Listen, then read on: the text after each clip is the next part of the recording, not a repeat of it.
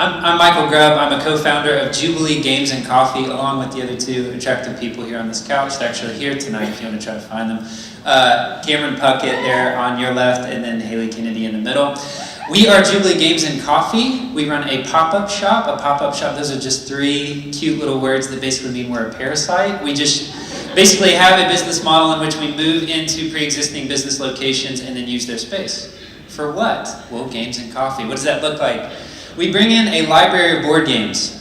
Here is pictured our library. We have over 100 board games that people can come and choose from. What happens typically is we will set up, and for about 4 hours on a Saturday afternoon, people come in, they pay a cover charge, and then they have access to this whole library of games that they can come. Cameron or I will teach them the games. Haley will brew delicious coffee. And then they come, and we can recommend games, we can teach them. People come in, they sit down. Sometimes they brought friends or family, and they play with whoever they brought. Or sometimes, and this is weird, they'll just play with strangers.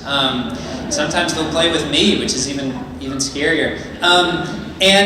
This is weird that we do this. It's weird that there's an environment in which you can just go sit down at a table with someone you don't know for sometimes as long as like an hour and a half or 2 hours and play a game and then walk around, play with other people and then leave. And this is what we do.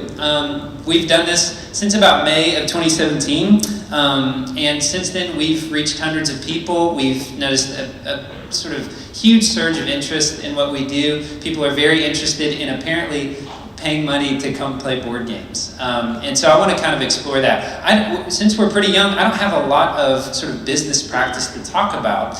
Instead, I'm going to talk about why I think there is an interest in this. Here's a picture of the Central Collective. This is where we usually set up. I'm going to talk about the Central Collective a little bit more at the end of my talk. But really what I want to talk about is this surge of interest. We've seen it all over Knoxville. In the communities that we've been in, we host game nights sometimes in people's homes, and it never fails to excite people and have people talking. But this is not just Knoxville. It's actually happening on a national scale.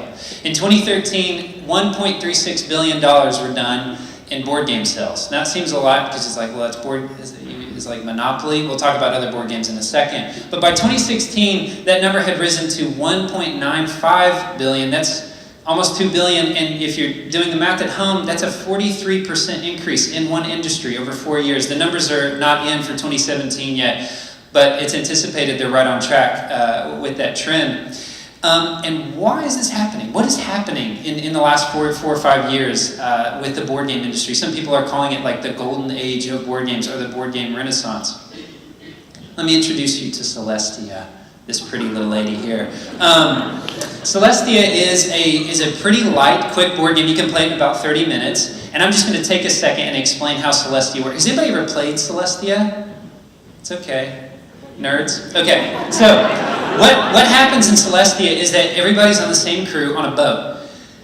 And someone is the captain. The captain rotates every round, so everybody gets a chance at captain. And what happens is the captain looks at threats that are coming to the boat, okay? And these threats are important because the farther you get on this particular journey with this captain, the more points that you get, okay? So what happens is the captain sees a threat that's coming up, and then the captain tells the rest of the crew, okay, we can handle this. Or if he doesn't have the tools to handle it, he has to say, well, we can't handle this. Here's the catch. The captain can lie. For two reasons. He can say, you know what, I can handle this, and make everybody stay and take everybody down with them. That's awesome. Or he can lie on the other side and say, you know what, I can't handle this, you better bail, and then everybody bails, but he stays on and he can handle it, and then he gets to keep all the treasure for himself.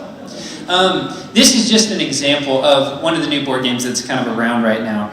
And I want to talk to you about what I actually named this talk in a sort of weird, pretentious way. I called it Designing an Intersection. Now, it feels like a weird talk for a board game sort of presentation. But here's why I named it that. Because I think that board games, and what we've seen happen at our pop-ups, is the best shot that we've got at bringing disparate people groups and people that are normally estranged into the same place. Irving Goffman, a sociologist in the 1970s, would agree with me. He wrote in his essay, Fun in Games, face-to-face games bear differently on one's sense of reality.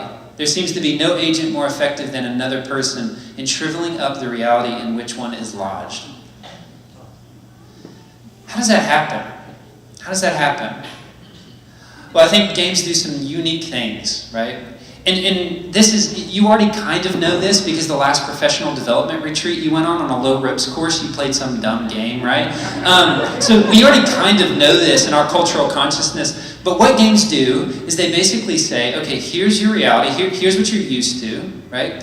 And here's what this person's used to, here's what this person's used to, here's their backstory, and it just sort of wipes that clean for a little bit. Because they have rules. And society has rules, but they're different for everybody, right?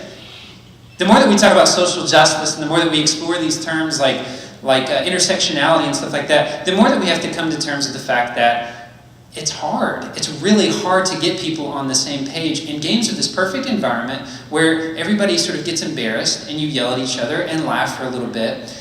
But then at the end of the day, you've all shared the same experience. So reason number one, I think that we're experiencing this boom and why we've seen so much success at Jubilee is because everybody's kind of equal. It's a sort of enforced social justice in this little microcosm. And the second thing that I think that's happening is that it creates a story. Every single time, remember Celestia, right? It's this unique experience where every single time you walk away from that boat, it's a board game, I get it. Every time you walk away from that boat, right, there's a story. Remember when, they betrayed us, and remember when they got off just in time, etc., right? And this actually does a lot towards combating this ironic place that board games are in. They're prototypically a social activity. You need to do them with other people, but I called everybody nerds earlier, and I apologize, because board games are in this weird space where they're kind of typecast as an antisocial activity. Gamers, right, are typically seen as people that are escapists. I just want to propose that I think board games are the perfect tool for doing something other than escaping. They're the perfect tool for getting to know the people around you and for getting to know people that maybe you just met. Thanks.